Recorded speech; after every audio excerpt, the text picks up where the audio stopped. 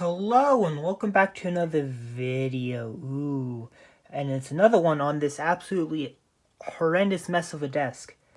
Now, there's three products from Apple that I absolutely fucking love. The iPhone 3GS, because nostalgia, and that was my first phone. Their wired modern wired headphones, i.e. their earpods. What a weird name. Very weird name. And the USB phone chargers, switch mode power supplies, because what now the power supplies, because those things are fucking way too overbuilt, because Apple doesn't really want to be like sued for like someone getting zapped, so like they overbuild their switch mode power supply phone chargers. And though I've only encountered one of them that failed, and it was that tiny like 5-watt thing, and I think that was because of liquid ingression. Now another thing the earpods I like because I'm autistic, so like when you're autistic you have like all the gain on your senses like cranked all the way up. Like it's like someone took the AGC and just cranked it all the way up, and it's so I don't like having stuff like in my ears. I hate having stuff in my ears. But these things, yeah, I don't mind having these in my ears. In fact, I walk with these in. However, there's a bit of a problem with mainly the modern ones, and that is this hateful connector. This hateful abomination. Ugh. Now, I fucking hate lightning. Like, the old 30-pin cable, like, yeah, that was old and big. But I've never had the male nor female Apple 30-pin dock connectors. Never had one of those connectors fail. The cables, yes, the cable fail. But the connector themselves, they've had an issue. Not with lightning. Oh my god, lightning connectors. This connector is absolute fucking trash. Fuck this connector to hell and back. Have it burn in hell. Let it be known throughout the whole fucking universe. This connector sucks. Like, they fail, they corrode. It's just, they're awful, fucking awful connector. So, nice earpods. That was one hell of a tangent. Hopefully it makes someone laugh. So, I want to use these, but I don't have my music on, like, my iPhone, on my iPhone 7 or 10. I don't listen to music on this phone or the iPhone 7. I just don't. So, this shit, besides it being a horrible design failure, is completely useless to me. However, I can solder it. So, let's show you how you can take one of those and, well, maybe not toss them, and, well, put one of these bad boys in. Yes, I'm still fucking pissed about the removal of the headphone jack. Wow, there's gonna be a lot of swearing in this video, isn't there? Yeah, let me get this set up. First of all, you need to get the cable stripped to expose the inner conductors. Now, the thing with Apple's cables is that it's just like awful, weird, rubbery stuff that doesn't feel very good, honestly. And if you've ever tried stripping an old broken Apple like official Lightning USB cable, it's a hateful experience. And fun fact, Apple's official USB cables for Lightning have aluminum conductors. Yes, let that sink in. A lot of even the cheapest, nastiest regular like micro B cables I have that I've torn apart, they have thin, albeit copper conductors.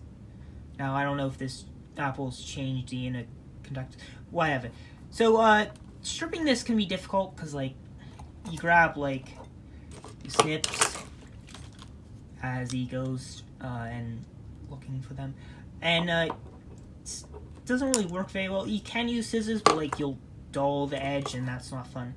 Here's another suggestion. Get yourself one of these. And very sharp hobby / X-Acto knife thing, whatever. And with two hands instead of just one, because I'm holding a phone and this one's run away. You press it down really hard, and then you rub like very hard on like a piece of wood or something, so you don't scratch your desk or whatever. And then you go back and forth until it cuts through. And to strip it, that's for cutting it. For stripping it, you go past the thing, past your cut, up the cable to the sleeve, and you lightly go like this. You lightly breeze the knife. Is it through, or you lightly breeze the knife on the cable jacket, so that because it's so rubbery, the knife just kind of cuts through, and so you lightly go like this, and then if it's cut enough, you should be able to, if I can get that's not the end, you should be able to have a bit and like pull this off with like your fingernails at the cut mark. It's kind of hard to describe without showing you. Too bad I don't have a tripod or something. Should make one. It'll involve magnets and non-adjustability or something, because I don't really have the materials. And if you got it, you should have your conductors. So I ended up stripping those other headphones too, for like ease of explanation. So in the cable, you have the strain leaf string, a fiddly thing, a red wire, a red and green.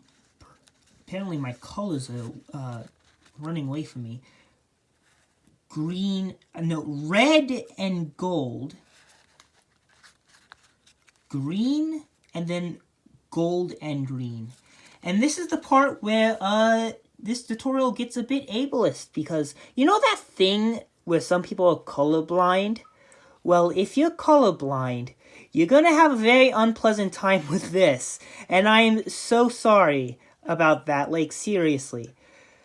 Basically, if you're colorblind, I guess you're gonna have to use a multimeter, which is a damn shame, because, yeah. But if you can see colors, here we are. The gold / green and the gold / red, those are your ground for the headphones. And you want to take them, and you want to get them to, you want to solder both of those cables together. The green is your left channel, your red is your right channel, and your red / green is for the remote / mic. And even though, now I have a pair of headphones from Apple, you know, like these, that I believe were also lightning. They didn't have the remote, yet they had this cable. Or maybe it was, I don't know. Very weird. They seem to always have this cable. And this cable is weird because it's actually 3 conductors bundled into one. And you don't need this, but depending on how well this goes, this video goes, and how I figure this out, what you do is you take your green/red. What you want to do is twist it. Yes, just twist it. It's kind of difficult.